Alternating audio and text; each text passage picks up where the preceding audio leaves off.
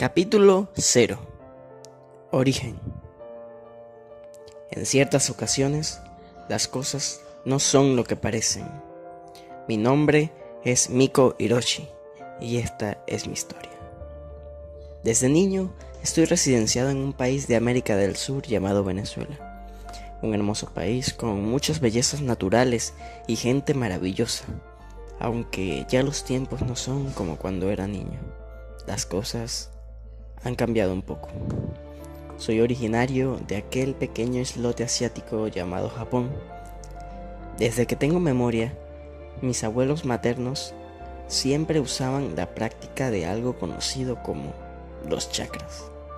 Esta cultura no era la procedente de la India, sino una especie de evolución derivada de ellos, que era instruida en muy pocos lugares de Japón. Esta se enfocaba en aumentar las capacidades físicas del sujeto. Es un poco complejo, pero con el tiempo se logra entender. Mi abuelo era exmilitar y mi abuela una dedicada esposa. Mis padres, por el contrario, escogieron basar su vida en un ámbito un poco más profesional y llevar una estabilidad económica. En secreto de mis padres, veía a mis abuelos practicar su arte y me llamaba mucho la atención, e incluso mi abuelo llegó a enseñarme las bases de este. Un día, algo trágico ocurrió. Mis padres eran de poco salir y compartir en familia. Sin embargo, ese día decidieron llevarme al cine. Me sentía muy feliz, pero eso no duraría mucho, puesto que al llegar a la casa, la trágica noticia alejaría toda la felicidad de mí. Mis abuelos habían sido asesinados. La respuesta de la policía fue que unos delincuentes entraron a robar a la casa. Pero algo extraño pasaba. Al revisar la casa, no habían hurtado nada. Fue algo muy doloroso para mí. Era incluso más cercano a mis abuelos que a mis padres.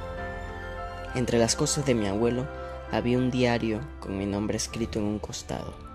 Al verlo, supe que mi abuelo quería que yo lo tuviera. En él estaban todas sus enseñanzas, prácticas, conocimientos y experiencias, llena de misterios sin resolver y cosas sin explicación. Meses después llegó mi cumpleaños número 7. La relación de mis padres se había fortalecido y todo marchaba bien. Esa noche, después de haberme acostado con el estómago lleno de pastel de chocolate, el cual es mi favorito, otro acontecimiento grave ocurrió.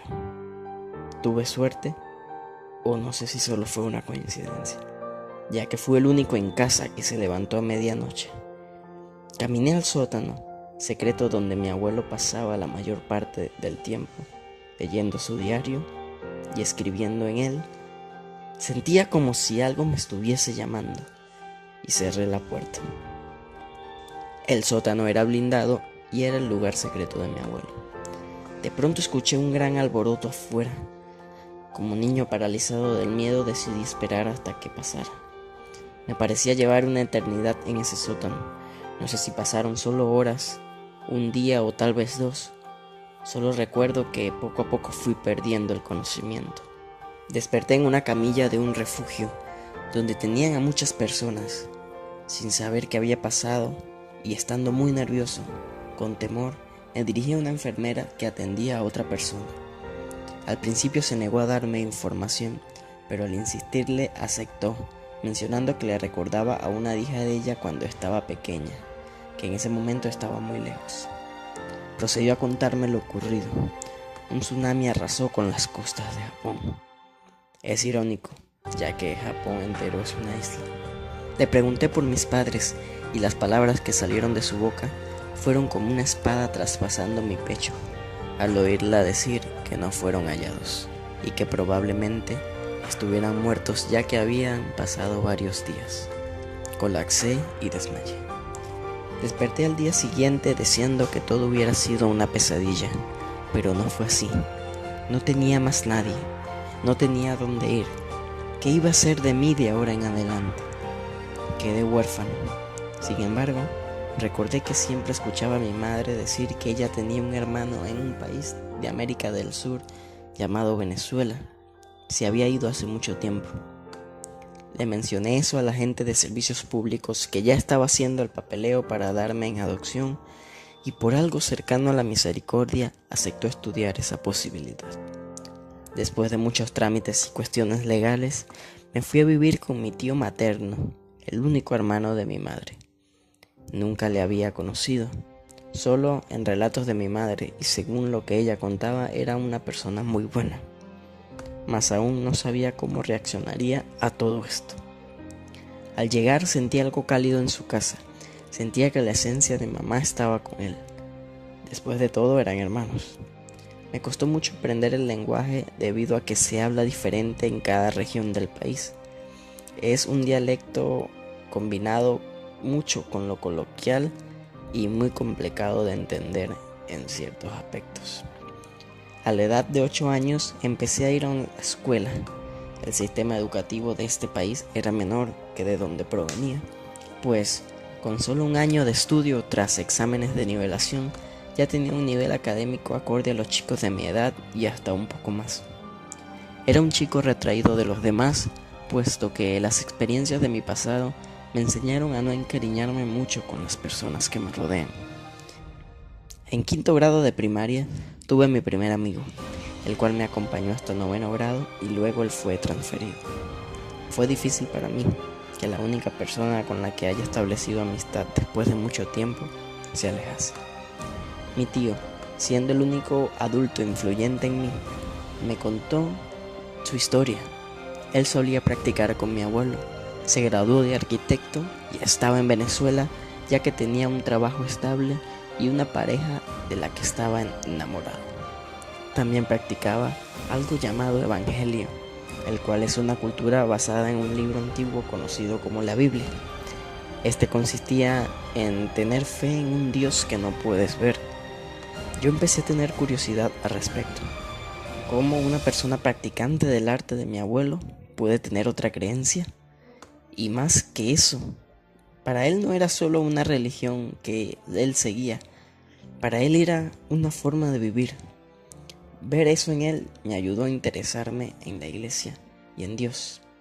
Aprendí mucho sobre aunque de alguna forma sentía que Dios nunca había estado conmigo. Un día, en un deprimente cumpleaños, me encerré en mi habitación y comencé a llorar, donde dije lo siguiente: Dios, por favor, si de verdad me escuchas, dale sentido a mi vida, dame un propósito. Me siento tan vacío, me siento perdido.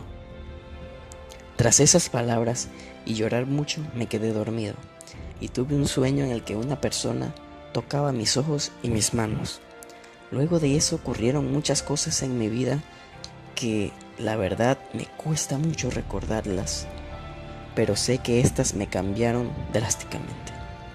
Los últimos años de estudio en la secundaria estuve solo. Siempre tuve cierta inclinación a lo musical y empecé a tocar el piano. Comencé a leer nuevamente el diario que me había dejado mi abuelo. Fui adentrándome en sus enseñanzas y poco a poco fui creciendo en ello. En el último año de secundaria pude compartir con un grupo determinado de jóvenes, chicos y chicas, con los que socializaba a diario y a los que le tuve cariño. Era muy bueno en la música y un excelente estudiante, con compañeros relativamente buenos. En mi cumpleaños número 16, mi tío me obsequió un piano. Esto me llenó de mucha felicidad. Sin embargo, había algo en mi tío que no andaba bien ese día. Su semblante había cambiado un poco, pero emocionado por mi regalo, comencé a tocar sin más. Esa misma noche, mi tío se suicidó. Otro acontecimiento trágico en mi vida. Sin embargo, esta vez mi tío había dejado una carta de despedida en la que dejaba su casa, sus pertenencias y todos sus bienes a mi persona. A pesar de que esta vez no quedé abandonado del todo, las cosas comenzaron a ser una carga debido a que tenía que hacer muchas cosas a la vez. El día de mi graduación llegó. Daba inicio a una nueva etapa, la universidad. No sabía si estudiar o trabajar, ya que en esos días el país transcurría por un drástico cambio. El que antes era casi un paraíso donde se podía vivir con las mejores comodidades, se convirtió en el país con la segunda peor economía en todo el mundo y el primero en los más inseguros, donde conseguir productos de primera necesidad era todo un desafío. Fue una decisión difícil elegir entre estudiar o trabajar, pero en medio de la duda comencé a trabajar durante un tiempo. Practicaba piano, leía el diario de mi abuelo y asistía de vez en cuando a la iglesia. Siempre aprovechaba el tiempo libre.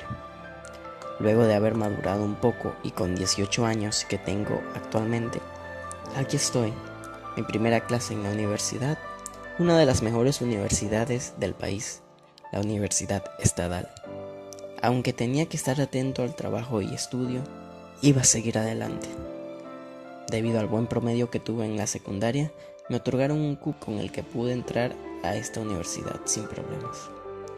Pero a veces, el comienzo de un camino es para bien, y aunque no terminemos ese camino, este nos llevará al sendero correcto por el que debemos andar durante nuestras vidas.